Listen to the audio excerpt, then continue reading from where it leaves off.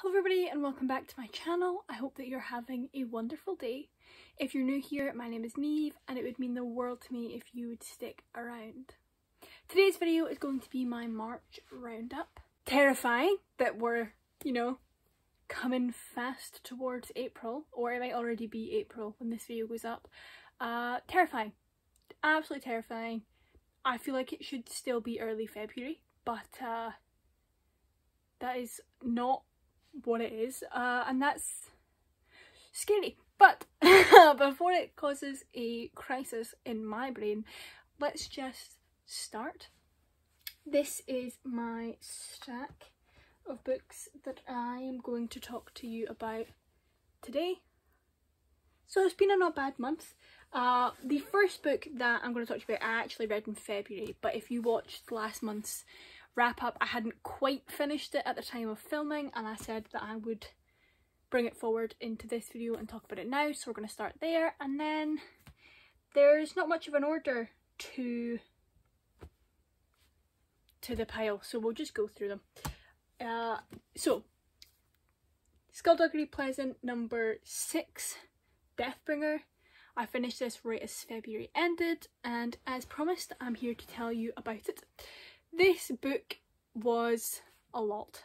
These books definitely get darker as they go on, I think, because the protagonist is aging up, so the situations that she can be in and the level of danger and complexity of the situations that she can be in sort of can get bigger and heavier as she gets older and more able to comprehend and take part in those situations, if that makes sense. I definitely think that by about book 4 or 5 in this series, I wouldn't class it as a 9 to 12 middle grade novel. I would be classing it as young adult, but either way, fantastic. You know fine well, if you have watched my January-February wrap-ups, what I think of this man and his work. I am having the most unbelievably joyous time revisiting this series from my childhood, and by this one I think I was going in pretty much blind. I feel like I must have read this one, but I don't remember reading this one before, so I went in essentially with no idea what I was approaching, and it was an interesting book to go into with no recollection of, because the plot twist in this book, honest to God, I shut the book and I threw it away, and I just had to sit and because I was not expecting that. And then the final action moment in this book is equally fucking insane because of the plot twist that you get earlier on in the book, the revelations that you get. It is... my brain was like, what? And not only was it, like, for me at least, unexpected and incredibly smart in the plot part of it, but something I really admire about Derek Landy throughout this series is that he really tackles some complicated ideas and themes throughout the novels, and this one was really interesting because in the past books, sort of 1 or 2 before this one, we have to face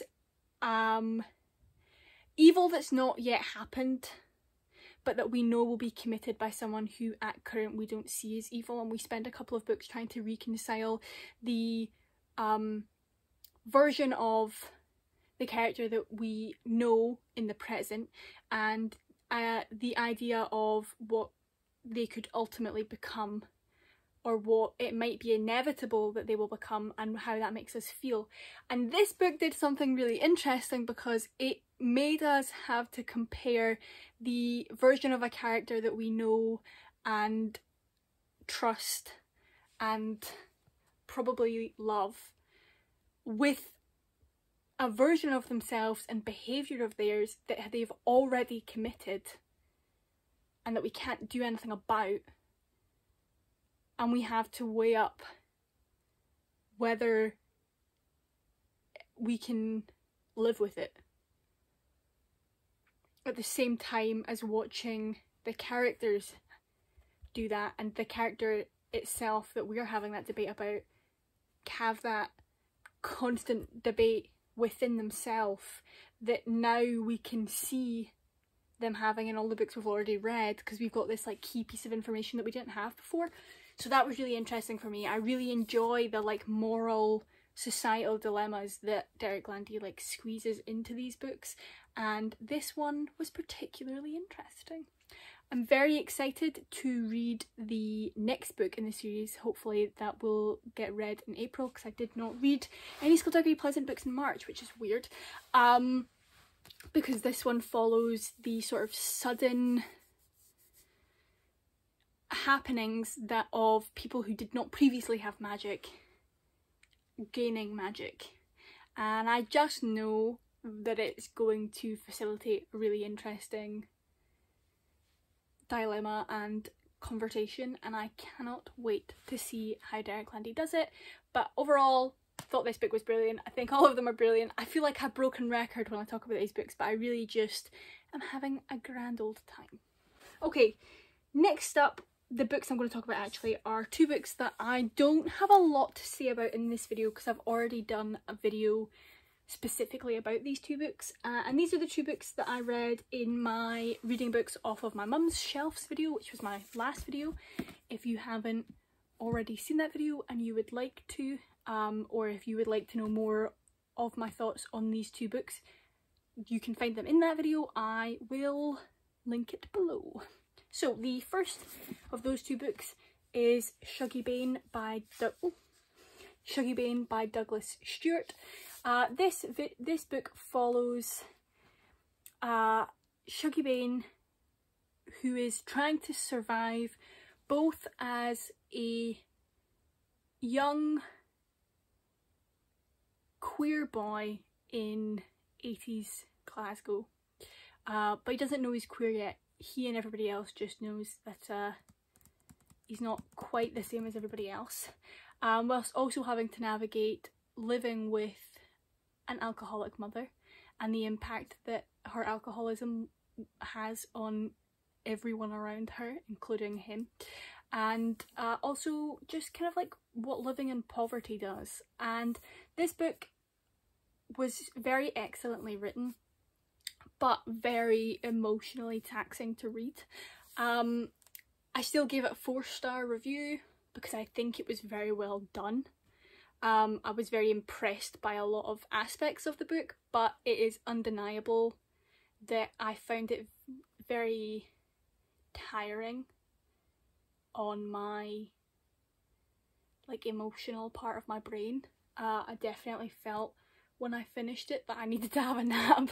For any more like detail than that, you're free to watch my other video, but I fell down the rabbit hole in that other video of rambling quite a lot about this book, so I'm going to cut myself off before I give myself the opportunity to start. But yep, that was Shuggie Bain by Douglas Stewart. The next book that I read for that other video was Good Omens by Terry Pratchett and Neil Gaiman. I gave this book a 3-star review, and I stand by that. There were aspects of this book that I enjoyed. The format in particular I enjoyed, like the footnotes and the fact that it very much is a fictional fantasy novel but written almost like a textbook. That I found was quite interesting. It wasn't something that I'd really encountered before, and there were also moments of this book that I found very funny. And I thought the concept and certain aspects of the execution of it were brilliant, but there were so many other aspects of the execution of this book that let me down, and there were a lot of jokes in this book that just really fell flat for me, and were a little bit more outdated than I would have expected. Some of them you can sort of take with a pinch of salt, some of them I just couldn't personally, and that's about that. if you would like me to explain that in any more detail. Again, that other video is there and I will link it, but that was Good Omens. Next up, we have my non-fiction book for March. If you watched last month's roundup, you will know that I set myself the goal of trying to read at least one non-fiction book a month. And for February, that was a memoir.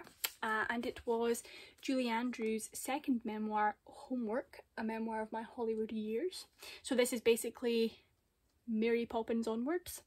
There is a recap at the start of this book that covers, in summary, a lot of what her first memoir covers.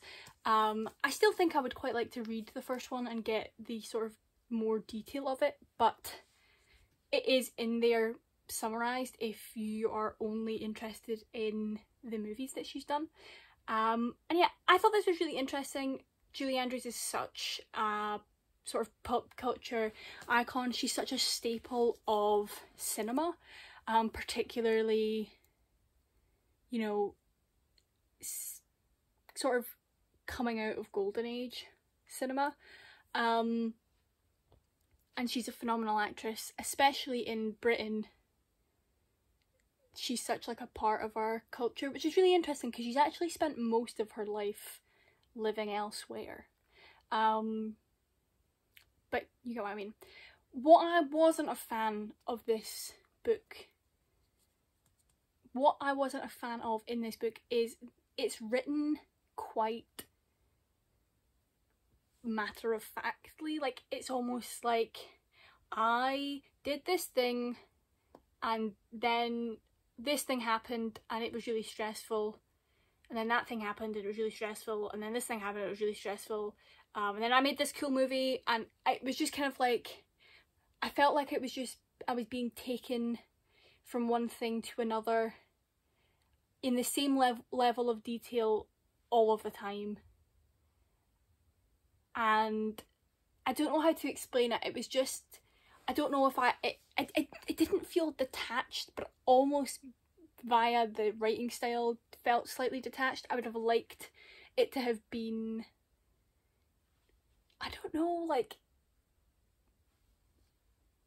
everything just felt like it was written in the same tone, with the same level of, like, severity or interest or like, do you know what I mean? Like, I would have just liked there to be maybe more of like a storytelling element of it almost. I don't quite think that's the word I'm looking for, but I don't really know how to describe it. I just was let down slightly by the writing style, I suppose, of this memoir.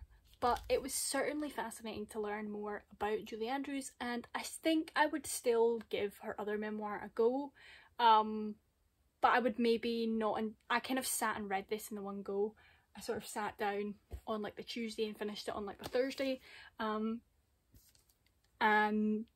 only read this until I was done.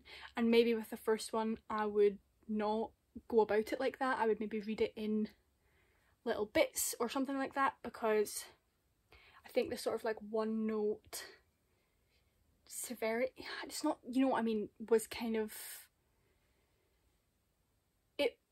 it got a bit frustrating, and I think that was partly due to the fact that I pretty much read it just non-stop and was then very aware of the fact that it was just like all this information just being like given to me constantly in the same way, if that makes sense. I did enjoy that there were pictures in this. I said this last year about Patti LuPone's memoir.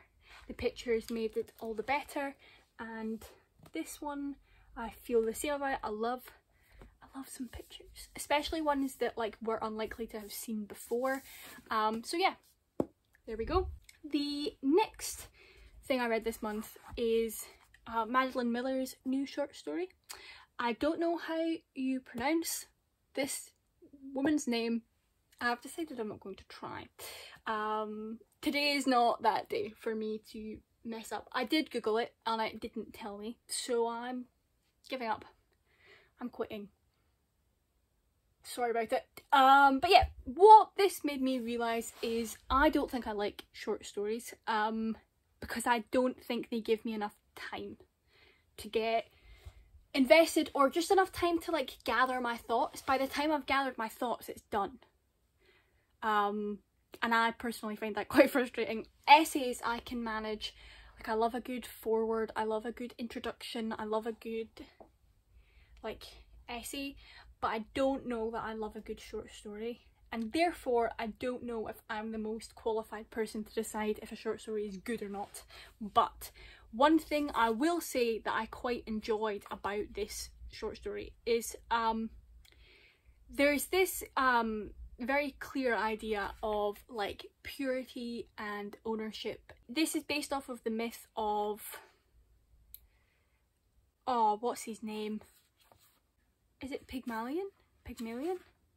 I think that possibly is his name. The sculptor who, you know, created the sculpture of a woman, and she came to life, but he sort of refused to accept her as anything other than the sort of virginal, pure, owned body that he had sculpted her as. And this is a short story from this statue turned woman's life, from her perspective. And what I found very interesting, and what I admired Madeline Miller for doing, is knowing what Pygmalion expects from her, and the image that she was created in, which is this very like objectified, very tied in with like obedience and purity culture and whatnot. She swears like a trooper, so she does in this, her point of view. So many bad words, and she's quite vulgar and crass, and I really enjoyed that, because not only is it the exact opposite of what she's expected to, and was to some extent being forced to be, but she knows it, and that was really interesting. And I really enjoyed that little act of rebellion that Madeline Miller was able to give her.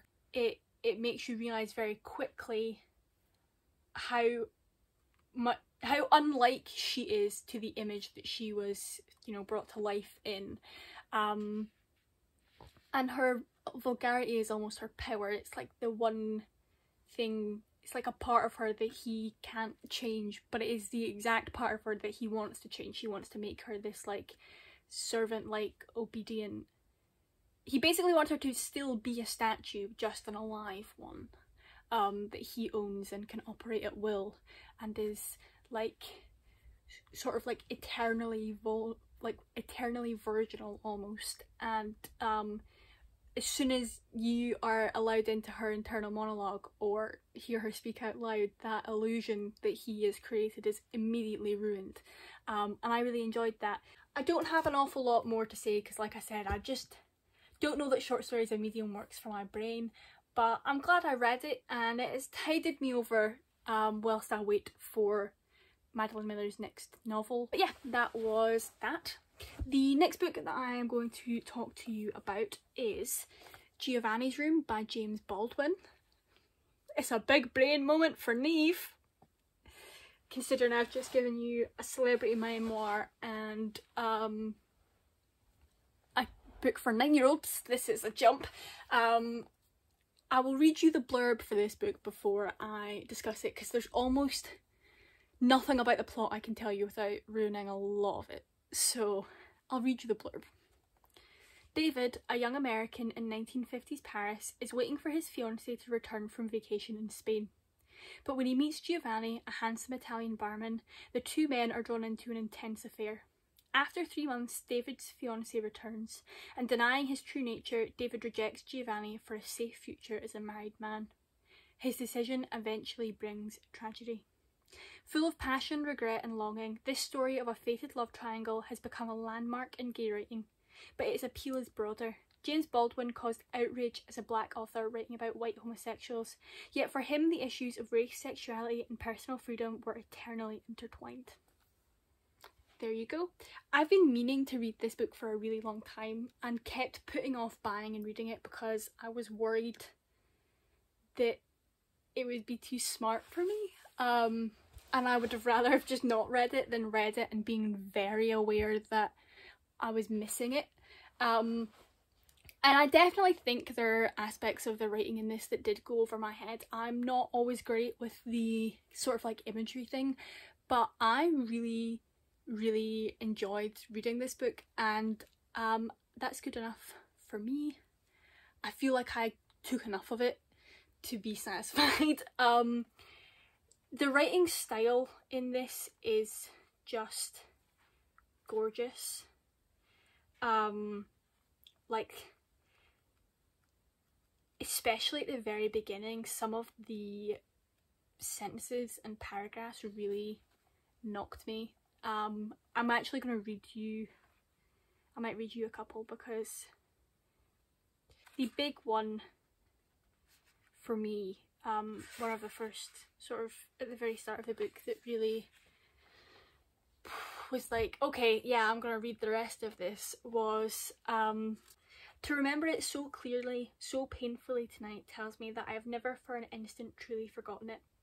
I feel in myself now a faint dreadful stirring of what so overwhelmingly stirred in me then. Great thirsty heat and trembling and tenderness so painful I thought my heart would burst. But out of this astounding, intolerable pain came joy. We gave each other joy that night. It seemed then that a lifetime would not be long enough for me to act with Joey the act of love. What? Ah, what a sentence! Not, maybe not a sentence, it's actually more of a paragraph, but particularly the we gave each other joy that night. It seemed then that a lifetime would not be long enough to for me to act with Joey the act of love. Way to get started. That's literally like 4 pages into the book or something. I was like, alright then, yep, I'll be here for the rest.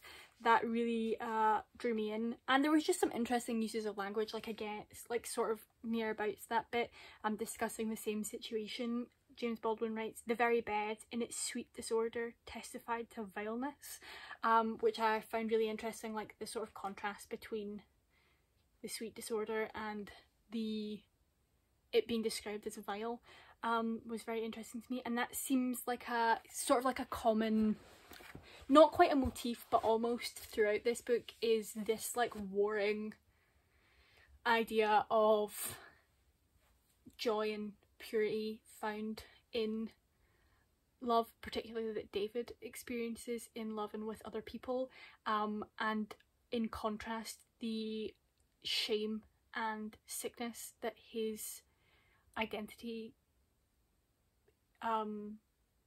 provides him, and how those two contrasting views of his lived experiences war within him. And that was really interesting to explore through his perspective. This is like one of those books where you're not really meant to like the protagonist because he makes a lot of bad decisions, but he's fascinating, and also you just can't help but feel sympathy for him, because so much of what's driving his terrible decisions is opinions and informations that he has gotten from the world at large, and there's nothing that he could do to change the ideas that the world is trying to put in his head. And perhaps his only fault is being only as strong as everybody else in the world who has given in to society's whims, and that's most of us in one way or another. And that was really interesting to explore. It's not a particularly long novel, which I think works in its favour. I think if the book was much longer than it was, it wouldn't be the same. But I just had such a good time. It's a very painful time too. There was a lot of, this is not a happy book. You're constantly standing on a knife's edge, and there comes a point where like the knife starts to cut and things start to go terribly wrong, and you're reading this book, there's nothing you can do but watch it happen. And that's, I think, particularly heartbreaking, because the villains in this book, interestingly, aren't straight people or homophobes, they're other queer people. And that was really strange and interesting to read about this scenario. But even though on an individual basis the people who push the main characters over the edge are like other queer people that they know, their evil and vileness and whatnot is caused by society at large and homophobia, and the ugliness of them and the ugliness that they have adapted is caused by shame and prejudice. And that's a really interesting thing to explore, and it's something that I have found tends to be a sort of theme, or seems to be the case in a lot of my favourite older queer media, and it's something that I find really interesting, is what that shame and pressure from the outside does in the inside, and what it makes you do to the people that you feel the safest around. Another good example of that you'll have heard me talk about a lot is Mark Crowley's The Boys in the Band, the play. It is a play of a man doing the worst things to the people he loves most, because there is no other people in the world where he can be uninhibited around, and that brings out the worst in him as often as it brings out the best in him. And this play reminded me of aspects of that. This book reminded me of those aspects of the play, and that was really interesting. I don't want to say too much more because I feel like I've really rambled, but just a very spectacular novel that I'm very glad that I read, and I think that I was right to have put off reading it until now, because it wouldn't have had the impact on me that it had if I'd read it last year or the year before. Okay, so the next two books that I'm going to talk to you about are books 1 and 2 in a series, so I thought it best to talk about them together. So the first book in the series is A Winter's Promise by Christelle Dubose. This is book 1 in the Mirror Visitor series, and this is translated by Hildegard Surle. If I've said that wrong, I'm very sorry, because the books are originally written in French. I'm reading these because this series is my girlfriend's favourite series of books, and therefore, you know, became my life mission to read them. And this is my copy, but I did actually read hers, and sort of annotated it along with hers, which was very heavily and lovingly annotated. And I definitely think reading the book annotated by her was like an additional element to the experience, and like added to my reading experience massively, and has definitely like affected the way I perceive the book, just because the experience of reading something so personal to her made it inherently more like personal to me. But even outside of that, I thought this book was fantastic. This is the kind of, I think this is like almost ideal fantasy for me, in that it has the sort of period aspect of fantasy that is so common, but it's not medieval. I keep saying medieval and it's not medieval. I mean, it's not like Renaissance period. It's not, I feel like a lot of high fantasy, and I don't know that I would go as far as to say that this is high fantasy, but like, you get what I mean. But this is like a perfect mix of being inspired by the past. A lot of this very clearly takes inspiration from like Regency Victoria and Edwardian Britain, and probably also France. There's a lot of like high society and court, like, you know, balls and appearances and diplomatic issues that are resolved through a lot of going to parties and like that sort of high society life. But there's also a lot of like modern technology, and it was just like a really interesting combination that made me a lot more invested in the world building, because it was like new and interesting, and it was a really fascinating combination of a lot of the different time periods that we know today, particularly because this book arguably is set in the future. It's set in a world that happened after our world ended, is the kind of idea that I got from reading this. So that was really interesting to see what parts of the world from before that were kept. Yeah, so I'll read you the blurb of this first one and then I'll talk a little bit more about it. A bit of an awkward misfit and misunderstood genius, Ophelia cares little about appearances or other people's opinions of her. She possesses two special gifts, a talent for reading the pasts of objects and the ability to travel through mirrors. Her peaceful existence on Anima is interrupted when she is promised in marriage to the taciturn Thorn, a member of a powerful clan from a cold and distant Ark. There you go.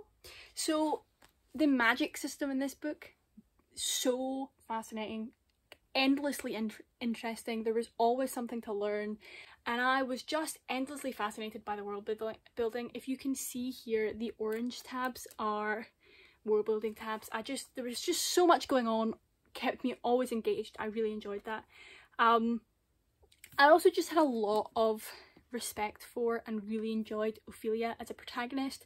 She was like a wonderful mix of like headstrong and independent and powerful, but also had a lot of contradictions that didn't seem hypocritical, just worked really well for the continuing plot. And she was just one of those people that was sort of constantly surprising in a way that was really endearing and gave you so much faith in her and made you so desperately want for things to go well or for things to be better. And that was really fascinating. I just had a really good experience reading this book. Following on from that, the last book that I read in March was the second book in the Mirror Visitor series, which is called The Missing of Claire Dulune. This copy is not mine. This is my girlfriend's copy. You might be able to tell because it's slightly more well loved than mine. I do have my own copy of this book that I'm in the process of annotating before I give this one back, but it made more sense to just have this one on me for the review. This book follows pretty much immediately on from where the last one left off. Can't really tell you what that is because I'll spoil the first book, but I think I liked this one better than the first one in terms of like plot and pace, but really it was just like an extension of the first one, and a very wonderful extension of the first one. I had a great time. I really particularly enjoyed the character development of our two protagonists, and also the there's like an overarching wider conflict that's becoming increasingly important as the series progresses, and we really got to start digging into that sort of wider issue in this book, and it was very interesting and I really enjoyed it, and I'm very excited to see what the conclusion to that will be. I almost forgot that word there. But yeah, that's that one. I don't really have much more to say that doesn't spoil the first one, so I will keep my mouth shut, but I had a very nice time reading both of them. And that is all for today's video. I hope that you enjoyed. I hope that you got a book recommendation from this video. I know that I would recommend almost all of them to you, so take that as what you will. I hope that if you enjoyed the video and you're not already subscribed, that you would consider doing so or giving the video a like, etc, etc. Comment down below and tell me what your favourite book that you read this month was, or a book that you're particularly excited to read next month. I hope that you have a lovely rest of your day or your evening, and I will see you very soon. Bye bye.